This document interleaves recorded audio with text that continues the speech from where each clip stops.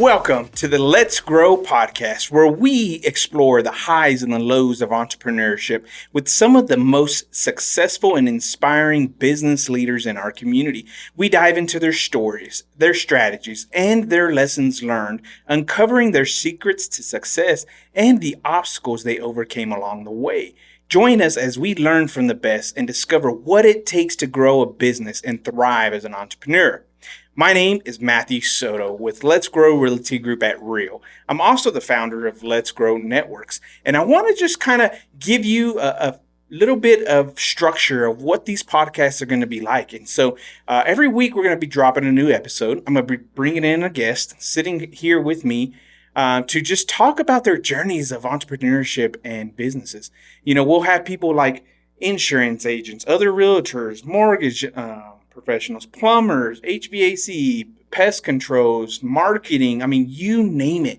So then that way you can get a broad spectrum of different people's businesses and what they do to be successful, but also what they've overcome to do it. Because in my journey, I've learned that entrepreneurship is not easy, right? It's simple because you can create a plan and follow it and just go step by step. It's simple, but it's not easy. It takes hard work.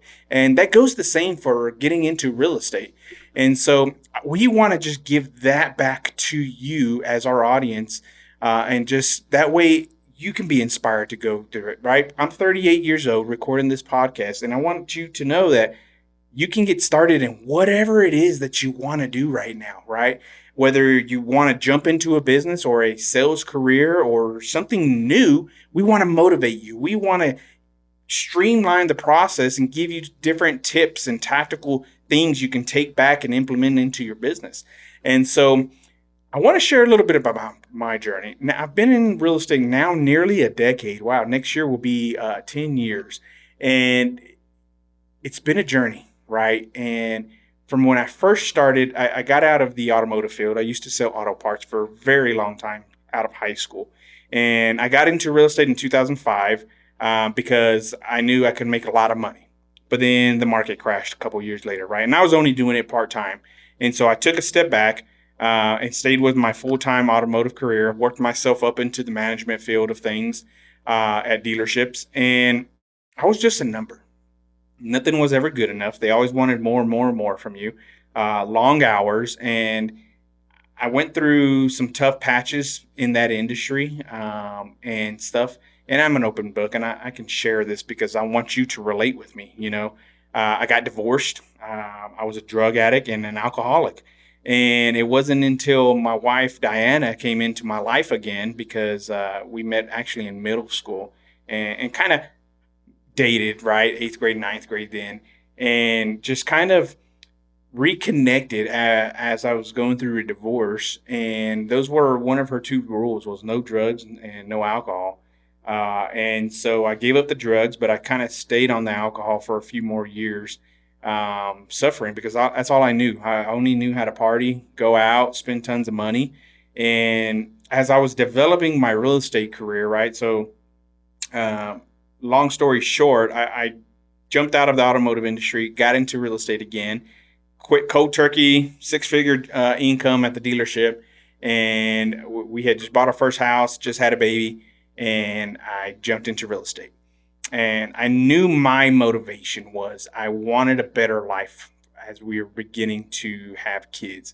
And it's because of those long hours. And I never realized, I thought, okay, I'm going to jump into real estate again, start a business, and I'm going to have all the time freedom as I want.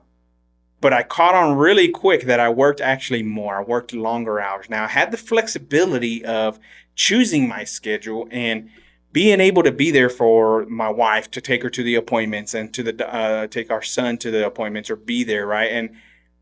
But I was working tons. And when I wasn't working, I was just effing off, really. But I was still able to close great business my first year. I think I did 15 deals the first year, 18 deals the second year, and it just kept going up from there. But there was 1 year in between these 10 where when my mother passed away in 2017, that was a killer year, but the year after, I took a dive. And I think that's because reality hit that I lost my mom.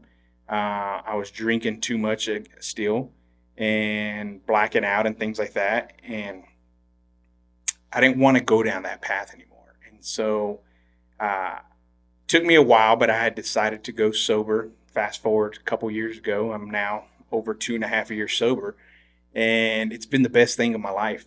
And so I take those challenges and those obstacles, right? Because that's real life of things that people deal with, but they don't want to expose that to the real world because they're afraid of what the real world is going to say about them.